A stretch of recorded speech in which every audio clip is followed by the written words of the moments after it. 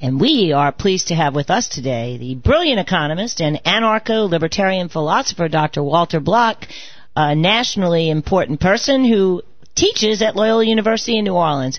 You can also catch him at walterblock.com, and I'm going to introduce him by reading something from his recent writing, Radical Libertarianism, Applying Libertarian Principles to Dealing with the Unjust Government. Late one night in Washington, D.C., a mugger wearing a ski mask jumped into the path of a well-dressed man and stuck a gun in his ribs. "Give me your money," he demanded. Indignant, the affluent man replied, "You can't do this. I'm a United States congressman." "In that case," replied the robber, "give me my money." Dr. Block? Yes. I love that, Dr. Block. Thank you. You're very kind. Thank you. How you doing? Oh, hanging in there. That's good. So what's going on in America right now? Well, lots of interesting things. We're having a little depression. We're having a little oil spill. Yes. So you would classify this as a depression right now? I think so, yeah. And why? Why is that? According to the government, the unemployment rate is only, 9.8%? They keep changing it a little bit. But according to independent statistics, the real number is 22%, which is starting to sound like 1930s levels depression. And what was the unemployment rate in the 1930s? Well, it varied, but it was up in the 20s. And there are some unemployment rates even now that are in the 30s and 40s, like, say, teenage black males. Their unemployment rate is always double or triple the unemployment rate of other people. So we're not doing all that well. And, of course, in the 30s, the United States had no national debt, correct? Much lower. And we were an exporter. In other words, we were able to feed ourselves. We didn't import food. Well, I don't think there's any problem with that, although they did have the Smoot-Hawley tariff in the 30s, which we don't have now. Well, we have tariffs and we have protectionism, but not as bad as the Smoot-Hawley tariff. And I congratulate Obama for not doing that. I'm sure his union types would love nothing better than that. Although we do have the Jones Act, speaking of the BP oil spill. There you go. Which is sort of like that. The idea is that the Jones Act requires that only U.S. ships do certain things off our coasts, like help with oil spills. Right, yeah. and so all these big giant ships that have offered to come suck the oil up at the source have been refused entry under the Jones Act, which Obama has not lifted, correct? Absolutely correct, yeah. And of course Bush, for all his faults, lifted it, I think, 2 days after Katrina. Oh, I didn't know he did that. That's he did. Oh, yeah. Bless him. On the other hand, he. on the other hand, we don't want to let Bush off too easily. Oh no, because FEMA played roughly the role of the Jones Act. Namely, FEMA wouldn't allow all sorts of like hospital ships and people to come and help us.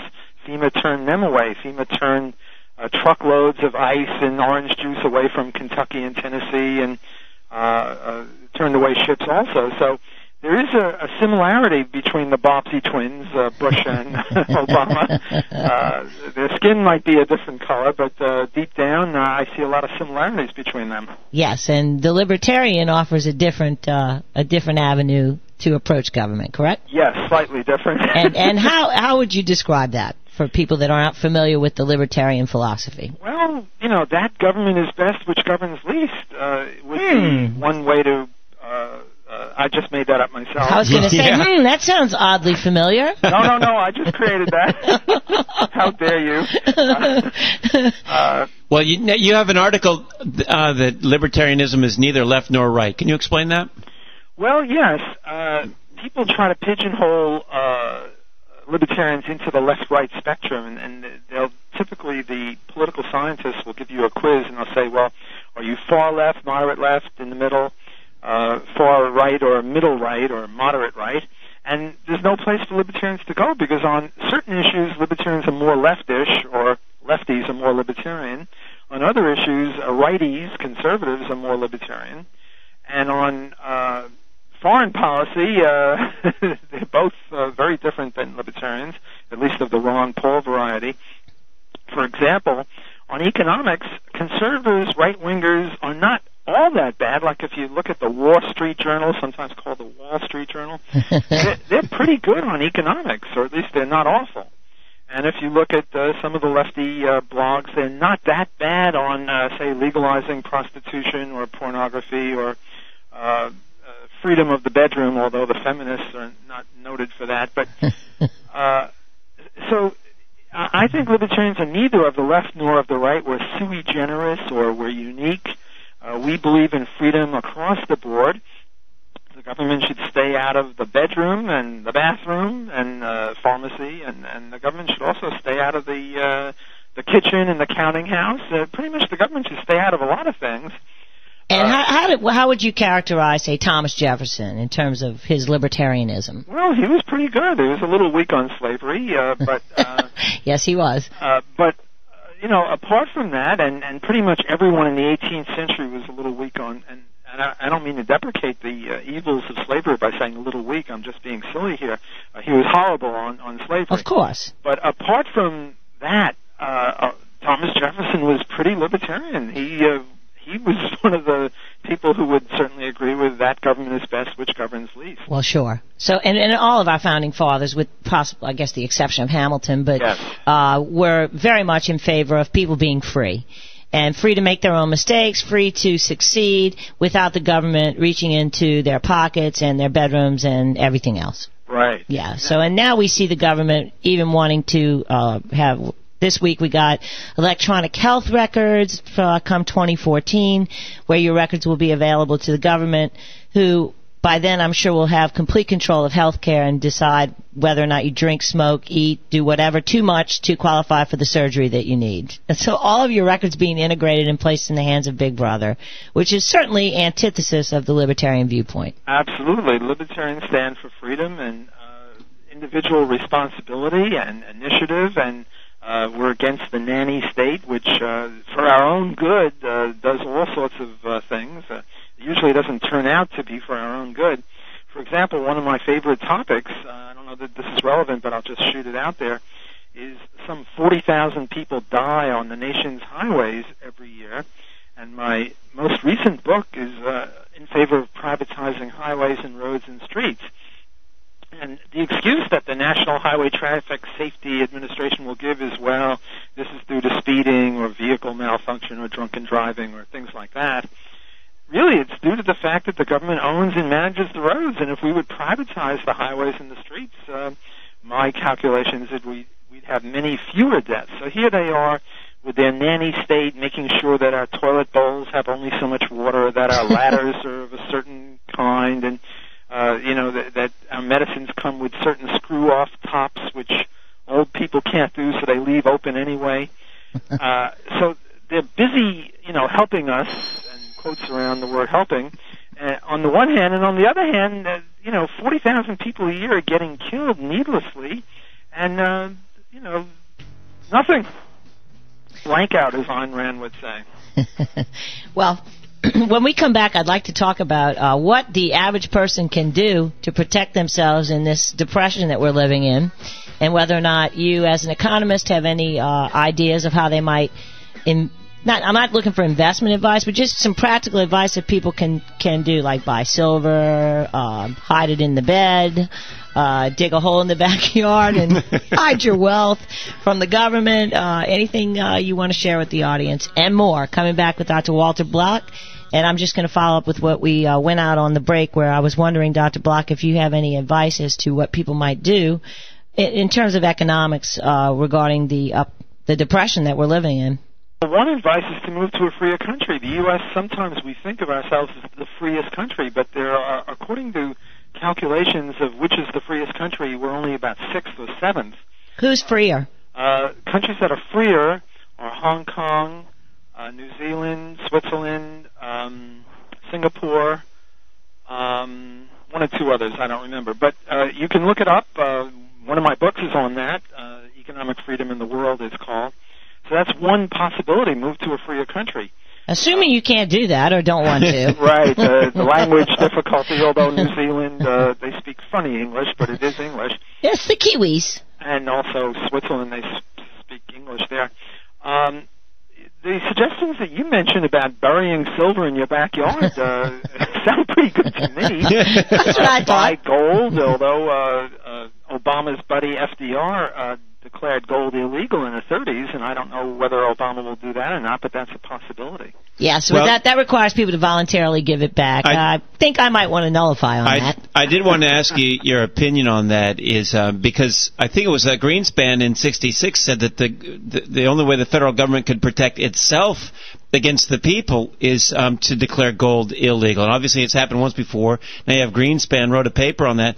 Do you see that as maybe happening again? Well, I don't know. It's hard to predict what side of the bed Obama will get out on. But, Greenspan in the 60s was very good. He was associated with Ayn Rand. He favored the gold standard.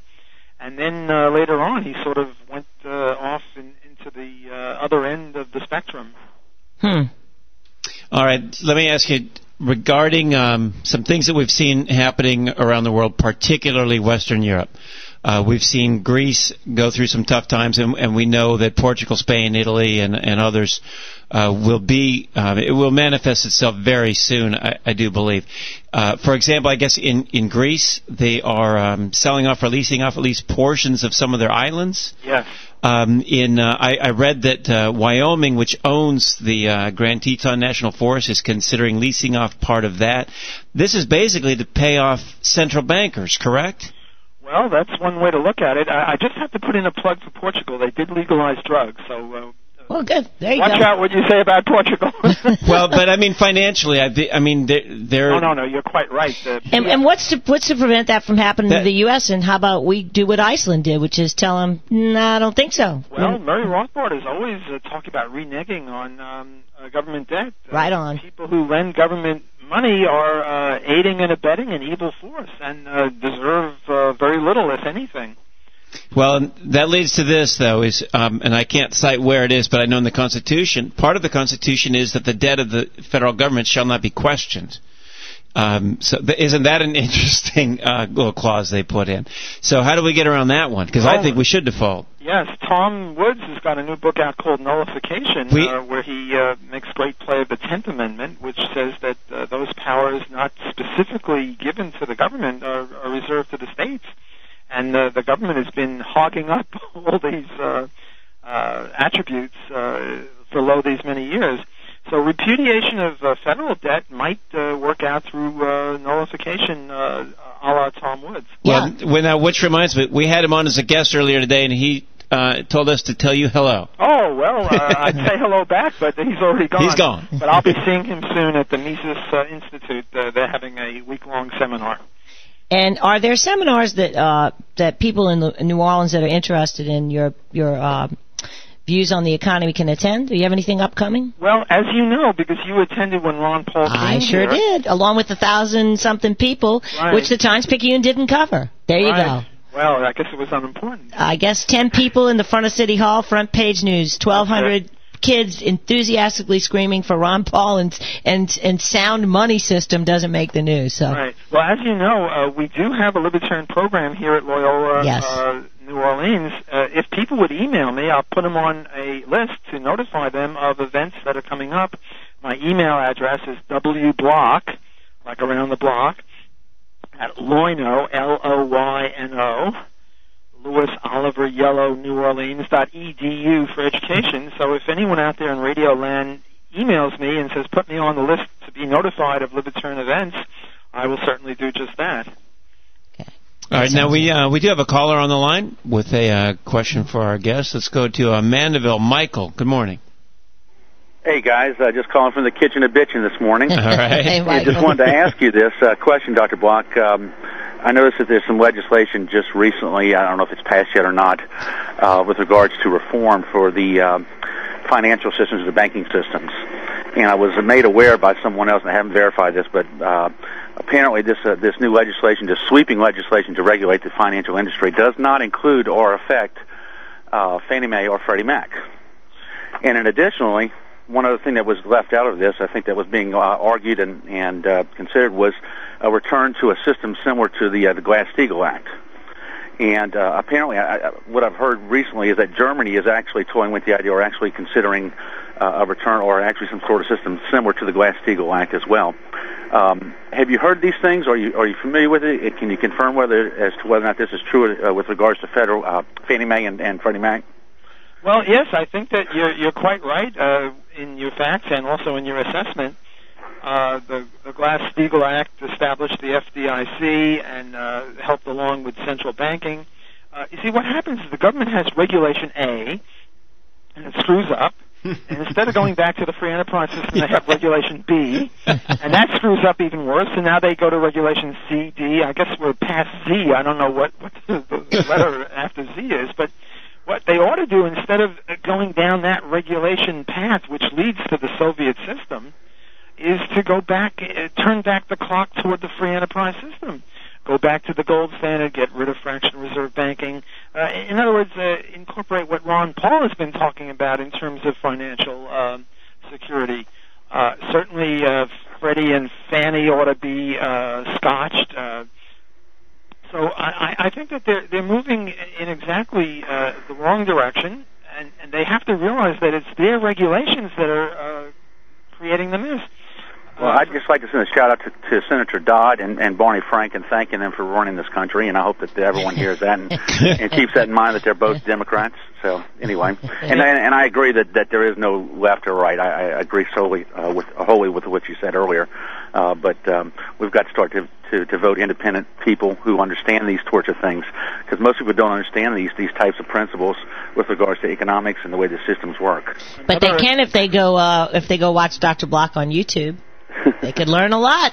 Well, thanks a lot, guys. All right, thanks, Michael. Thank you, Mike. Hey, Dr. Block, I wanted to mention this too. You said one of the first things that we can do to protect ourselves is move to a freer country. But let me ask you this. I'm of the opinion that if you're in a country where there's a central bank, you're just really not economically free. And if you're not economically free, you're not free. Do all the world's countries operate under a central bank? Really not sure. There are 275 countries, and I imagine some of the teeny tiny ones that are just islands are not. But I really, unfortunately, can't fully answer your question. The major countries all do have, yes, certainly. You're kind of fading out there, Dr. Block. I don't know if something's going on with your phone, but I'm sorry. That's better. What I'm saying is that the major countries all have central banks, but I'm not sure that I agree with that statement that if you have a central bank, you're not economically free, and if you're not economically free, you're not free. There are degrees. I mean, there are, horrible central banks, and then there are central banks that aren't as horrible. There are degrees in all of these things. Now, I wasn't seriously suggesting that people leave the country. Look, I haven't left the country. I'm still here.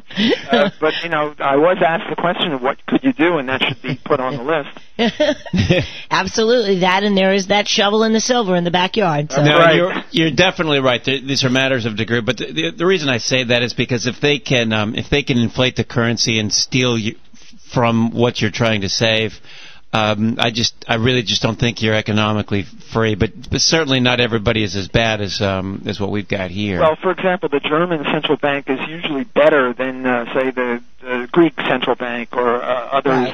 Right. So even though they both have central banks, if one has harder money, like, say, Switzerland, than the other, you're better off with one central bank than another. So it is a matter of degree, although I certainly agree with you that central banks are very bad things, and we should have free enterprise money, which is the gold standard. We have a caller on line 2 for you, Mike in Covington. You have a question for Dr. Block? Hey, good morning. It's a great show, and I really had a question for the doctor, and I wanted to find out what is the most effective way to detach yourself from an overregulated system to a free market system? Is it progressive steps, or is it like using the idea embodied in the 10th Amendment, where you would have your localized or regional regulation bodies or authorities that are going to kind of run things, and then through that separation of power, you don't have it coalescing into a national or a federal government? Is it really just returning to that? Is that our best hope in the short term, to try to get rid of the communist system or the socialist system that is really just crony capitalism, back more towards a free market? Is that the approach we should take, is to say let's take the control back on the state level?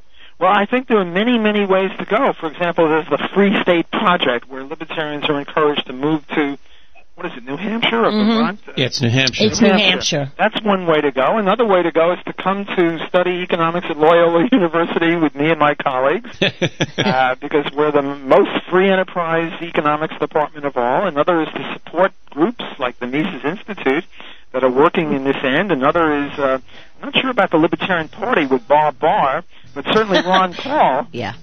Support Ron Paul. Support this radio program and other radio programs like this. There are many ways to achieve freedom. Dr. Block, you've been a great guest, and I would really encourage everybody to learn as much as you can from Dr. Block, and that's a lot. I certainly have, and we'll have him back for sure, because he's back to New Orleans now. And his website is pretty simple, walterblock.com, just like it sounds. Yes, so encourage your friends to go check out Dr. Block and download this podcast and listen to it. And Dr. Block, anything you want to promote?